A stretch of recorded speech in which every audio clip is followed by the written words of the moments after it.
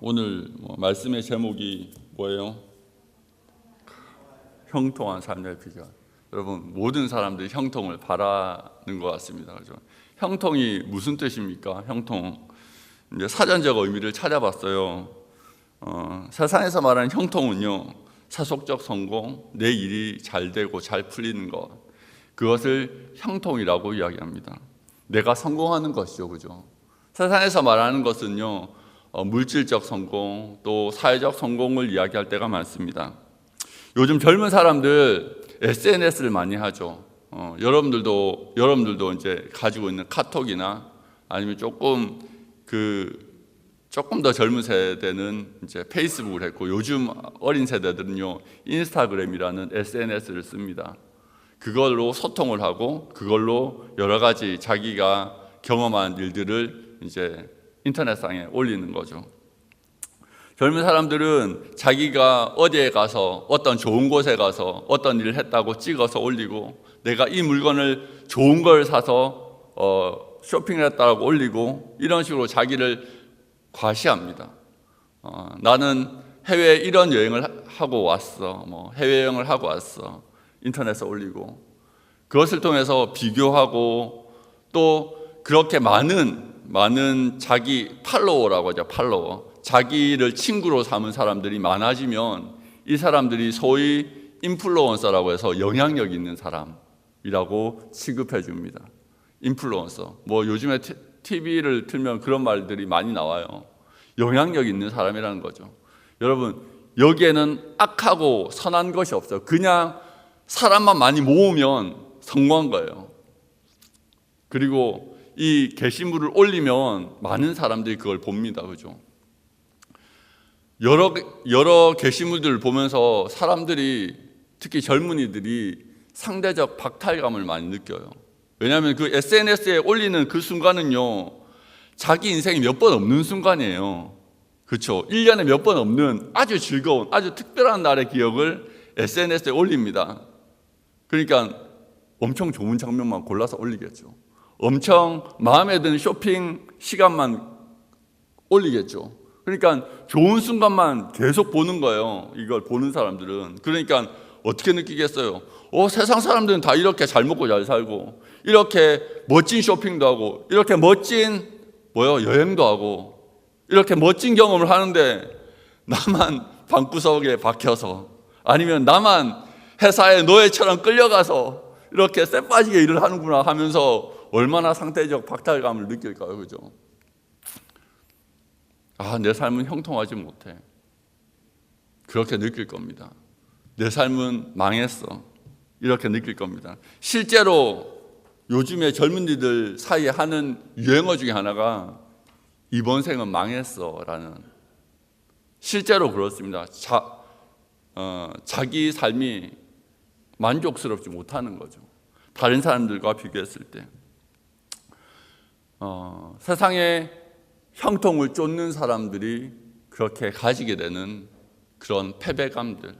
여러분, 세상은요, 성공한 자와 성공하지 못한 자, 세상은요, 승리한 자와 승리하지 못한 자를 나눕니다.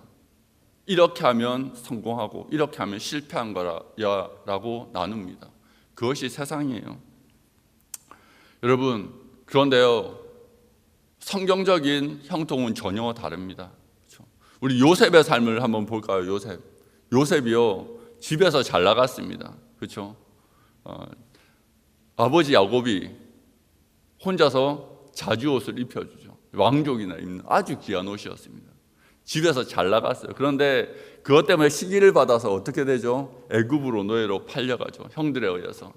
그런데 거기 뭐라고 나와 있습니까? 하나님께서 그와 함께 하시며 뭐라고요? 형통하였더라. 종으로 팔렸는데 형통하대요. 거기서 열심히 일했어요. 그런데 그 보디발의 아내, 그 아내가 이 요셉을 유혹하려고 했는데 잘 안 되자 누명을 씌우죠. 그래서 어디로 갑니까? 왕의 감옥에 갇힙니다. 뭐라고 나오죠? 하나님께서 그와 함께 하심에 형통하였더라. 뭔가 다른 것 같아요. 뭐가 다르지? 여러분, 세상이 말하는 형통함과 성경에서 말하는 형통함이 전혀 달라요. 그 길이 전혀 다른 거예요. 여러분, 오늘 말씀을 통해서 그 주님께서 생각하시는 형통, 성경에서 말하는 형통에 대해서 우리가 한번 살펴보았으면 좋겠습니다. 여러분, 오늘 이렇게 이야기하고 있습니다. 27절에 보면 오직 너희는 그리스도의 복음에 합당하게 생활하라. 이는 내가 너에게 가보나 떠나 있으나 너희가 한 마음으로 서서 한 뜻으로 복음의 신앙을 위하여 협력하는 것과 무슨 일이든지 대적하는 자들 때문에 두려워하지 않은 이 일을 듣고자 함이라라고 이야기하죠. PPT 하나만 띄워주시겠어요? 이게 뭐냐면요, 로마의 중장보병이에요. 중장보병. 로마군은요 이렇게 밀집보병 형태로 전쟁을 치렀어요.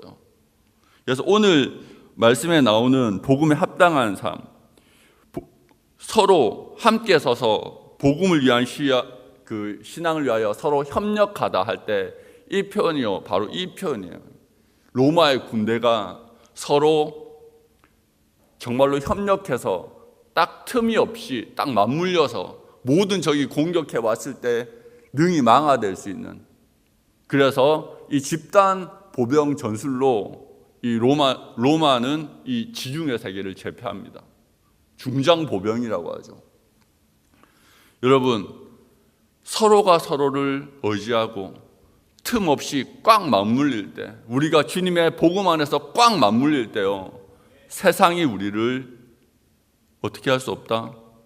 오히려 두려워한다. 우리가 세상으로부터 승리한다라는 것을 사도 바울은 이야기하고 있습니다. 여러분, 그렇게 견고하게 서로를 신뢰하고 의지하고 함께할 때 우리는 복음을 대적하여, 우리를 대적하여 일어나는 모든 공격으로부터 승리할 수 있습니다. 여러분, 아무리 용맹한 군사라도요, 전투에 홀로 이길 수 없어요. 여러분, 람보가 아무리 싸움을 잘해도요, 전쟁을 뒤집지 못합니다. 그렇죠? 람보 영화 아세요? 우리 젊은 우리 친구들 몰라나? 람보 영화 아시죠? 어디를 배경으로 한 거죠? 월남전을 배경으로 했죠. 베트남. 그렇죠. 베트남. 그때는 월남전이에요. 옛날에는. 그 전쟁 졌어요. 람보가 아무리 용맹해도요, 집니다. 왜요?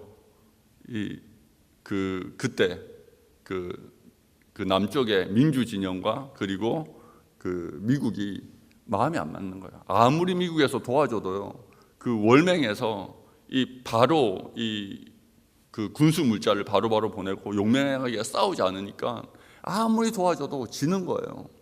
한 명의 용맹한 사람이 전쟁의 승패를 바꿀 수 없습니다. 전쟁은 누가 하는 거예요? 군대가 하는 거예요.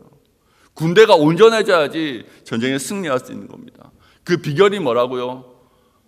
함께 협력하여 틈없이 하나가 되는 거예요. 그런데요, 그러기 위해서 어떻게 해야 됩니까? 그러기 위해서 어떻게 해야 되죠? 우리가 어떻게 해야 될까요? 그리스도를 본받아야 되는데 1절에 보면 이렇게 나와 있습니다. 그러므로 그리스도 안에 있는 무슨 권면이나 무슨 위로나 성령의 무슨 교제나 긍휼이나 자비가 있거든.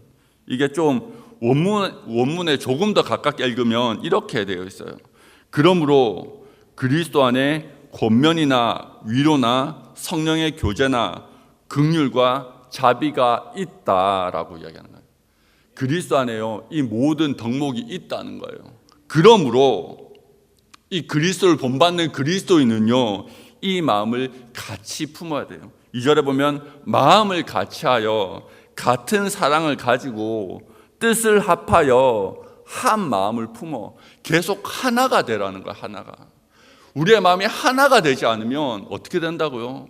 우리는 아무리 주님께서 우리 가운데 하늘에서 수많은 것들을 공급하더라도, 수많은 은사를 공급하더라도 오히려 어떻게 된다고요? 져요. 고린도 교회가 대표적인 예죠. 얼마나 많은 은사가 있었습니까? 그런데요, 교회가 갈라지는 거예요. 뭐 때문에? 은사는 많이 받았는데 마음이 하나가 되지 않으니까 네 잘났다 내 잘났다 오히려 싸워서 교회가 갈라지는 거예요. 그리스도의 몸이 갈라지는 거예요. 그래서 바울은 정말로 너희가 하나 돼야 된다. 마음을 합해야 된다. 너희가 서로 사랑해야 된다라고 이야기하고 있습니다. 여러분, 하나님을 사랑하십니까? 하나님을 사랑하는 자는요, 하나님을 아버지라고 부르는 자는요, 하나님 아버지라고 날마다 우리 신앙을 고백하는 자들은요, 교회를 어머니로 두지 않을 수 없다라고 칼빈이 이야기했어요.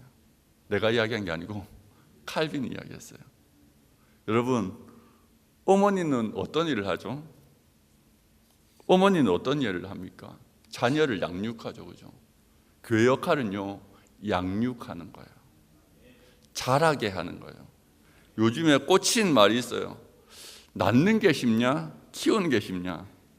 뭐가 쉬워요? 우리 어머니들, 우리 아버지들, 뭐가 쉽습니까? 키우는 게 100배는 어렵죠. 낳는 것보다요, 키우는 게 100배는 어려워요. 여러분, 전도하는 게 오히려 쉬울 수 있어요. 근데 교회 안에서요, 키우는 거는요, 정말로 어려워요. 여러분, 가정에서 아이를 바로 키우기 위해서는 어떻게 해야 돼요? 첫 번째 덕목이 있어요. 부부가 사이가 좋아야 돼요. 싸우지 않아야 돼요. 부부가 서로 사랑하는 모습을 보여야 돼요. 그러면요, 자녀가 정서적으로 안정되고 그게 가장 베이스가 되는 거예요. 그게 안 되는데요, 애한테 돈만 때려 붓잖아요. 그럼 어떻게 돼요? 비행청소년들 막 날라다녀, 막 비행청소년 돼가지고. 그런데 부모가 서로 사랑하고 서로 아껴주고 그러면 아이 정서가 회복되면서 가정이 좋아지는 거예요. 가정이 사랑스러워지는 거예요. 정서가 안정되는 거예요. 애가 균형 있게 자라나는 거예요. 그게 기본이에요. 교회도 마찬가지예요. 우리가 사랑하지 않고 우리가 서로 한 마음이 되지 않고, 그런데 우리가 서로의 짐을 지지 않고 우리가 서로의 허물을 위하여 기도하지 않고 서로의 허물을 사랑으로 덮어주지 않으면, 여러분, 우리 결혼하신 분들 알겠지만 살아보니까 허물이 겁나 많잖아요. 피차에 많았더라. 피차에 허물이 많았더라. 그렇죠? 많은 거예요. 근데 그걸 뭘로 덮어요? 사랑으로 덮는 거잖아요. 교회에 그 모습이 없다면 누구든 우리 교회에 와서 잘할 수 없는 거예요. 해산해야 되는데 해산할 힘이 없는 거예요. 새 생명을 잉태해야 되는데 잉태할 힘이 없는 거예요. 뭐 하지 않으면, 사랑으로 덮어주지 않으면. 여러분, 부끄러운 이야기지만 제 이야기를 좀 해야 되겠습니다. 기도하는데 그런 마음이 들더라고요. 자진납세를 좀 하자. 제가요, 첫 번째 사역지에서 사역을 정말로 열심히 했습니다. 처음에 교사교육을 시작했습니다. 처음에 6명으로 시작했는데 교사교육이 너무 잘 됐어요. 그래서 교인의 4분의 1이 그 교사교육에 참여하게 되었습니다. 잘 됐죠. 근데 그것 때문에요, 주변 사람들이 교육자를 질투하기 시작합니다. 쫓겨났습니다. 난 내가 잘했다고 생각했는데 은혜를 분명히 성도들이 받았는데 쫓겨났습니다. 왜? 나중에 제가 알겠더라고요. 두 번째 사역지도 눈치 없이 열심히 했습니다. 너무 열심히, 처음부터 더 열심히 했습니다. 내 열심히 부족했나? 잘 됐습니다. 교사교육 겁나 잘 됐습니다. 그리고 교사 아닌 분들까지 와가지고 같이 나누고 먹고 엄청 부흥되었습니다. 그런데 그것 때문에 또 쫓겨났습니다. 마지막에 안 되겠다, 개척교회를 가야 되겠다. 근데 거기는 애초에 저랑 너무 코드가 달라서 도망갔습니다. 1년 동안 쉬었습니다. 그리고 나서 1년 동안 기도하면서, 진짜 그때 여러분 서울의 선한목자교회 아십니까? 거기 이제 마가다락방이라는 기도원이 있어요. 거기에 100일 동안 제가 작전 기도를 드립니다. 아침에 일어나서 12시까지 기도한다. 100일 동안 딱 기도했습니다. 그리고 이력서를 썼는데 100일 되는 날 딱 연락이 왔어요. 오라고. 얼마나 감사했겠어요. 가가지고 열과 성의를 다해서 사역했습니다. 교인의 3분의 1이 제 교육에 참여했습니다. 쫓겨났습니다. 계속 쫓겨나는 거예요. 그래서 기분이 나빠서 개척했습니다. 개척을 하니까요, 잘 될 줄 알았어요. 나는 교육이나 이런 거에 능력이 있어, 나는 재능이 있어 라고 했는데요, 아무것도 안 되는 거예요. 아무것도 안 해요. 너무 외로웠습니다. 10년을 그렇게 내 청춘을 개척했을 때가 제가 32이었거든요. 30대를 내 청춘의 대부분을 거기에, 좀 상스러운 말을 쓰겠으나 처박았습니다. 정말로 죽고 싶더라고요. 내 인생 10년이 거기 담겼는데 접을 때 나는 내 청춘에 이룬 것이 없구나. 너무나 열심히 살았는데. 나중에 알게 되었습니다. 교만한 거예요. 사역이 잘 될수록 교만한 거예요. 저희 친구들이 그랬어요. 저희 동기들이 너는 뭘 해도 하겠다. 우리 친구들 중에 대부분의 친구들이 그랬어요. 네가 제일 먼저 담임을 할 것 같아. 잘했거든요. 말빨이 됐거든요. 입만 살아가지고. 그런데요, 그 열심이요, 저를 무너뜨렸어요. 내가 할 수 있는 게 아무것도 없구나. 내가 했던 게 다 주님의 은혜였구나. 나를 손가락질했던 사람들이 그럴만했구나. 겸손해지는 거예요. 제가 입으로는 예수 그리스도의 사랑과 복음을 전했지만요, 내 마음속에는 높아진 마음이 너무 많았던 거예요. 그래서 하나님은 저를 쓰실 수 없었어요. 여러분들 가운데 재능이 있어요. 여러분들 가운데 은사가 있어요. 여러분들 가운데 능력이 있습니다. 그런데 그것이요, 주의 마음을 본받지 않으면 주님이 쓸 수가 없는 거예요. 요셉이요, 왜 감옥에 갔어요? 그런데 그게 왜 형통한 거예요? 주님이 감옥에서 요셉을 만들고 있었던 거예요. 누구의 마음으로? 그리스도 예수의 마음으로. 나중에 뭐라고 그래요? 하나님께서 형제들을 구원하기 위해서 나를 미리 보냈다고. 미리 보냈다고. 여러분들을 위해서 저 훈련 받았을지도 모릅니다. 여러분, 그리스도 예수를 품지 않는 한, 그리스도 예수의 그 마음을 품지 않는 한, 우리는 하나님께서 도저히 사용할 수 없는 그런 사람이 됩니다. 오늘 말씀에 볼까요? 이렇게 나와 있습니다. 5절에 보면은 너희 안에 이 마음을 품으라. 그리스도 예수의 마음이니 그는 근본 하나님의 본체시나 하나님과 동등됨을 취할 것으로 여기지 아니하시고 오히려 무엇이라고요? 자기를 비워 종의 형체를 가지사 사람들과 같이 되셨고 사람의 모양으로 나타나사 자기를 낮추시고 죽기까지 복종하셨으니 곧 십자가에 죽으심이라. 이러므로 하나님이 그를 지극히 높여 모든 이름 위에 뛰어난 이름을 주사 하늘에 있는 자들과 땅에 있는 자들과 땅 아래에 있는 자들로 모든 무릎을 예수의 이름에 꿇게 하시고 모든 입으로 예수 그리스도를 주라 시인하여 하나님 아버지께 영광을 돌리게 하셨느니라. 예수 그리스도의 마음, 종의 마음. 여러분, 제가 여러분들한테 그런 이야기해요. 여러분들 너무나 귀하십니다. 여러분, 입에 발린 말이 아니에요. 이게 한 명이 너무 귀한 거예요. 왜요? 한 명이요, 천하보다 귀해요. 여러분들이요, 내 옆에 있는 사람이요, 천하보다 귀해요. 개척하면서 울었다니까 한 명만 주십시오. 안 줘요. 얼마나 외로운 줄 아세요?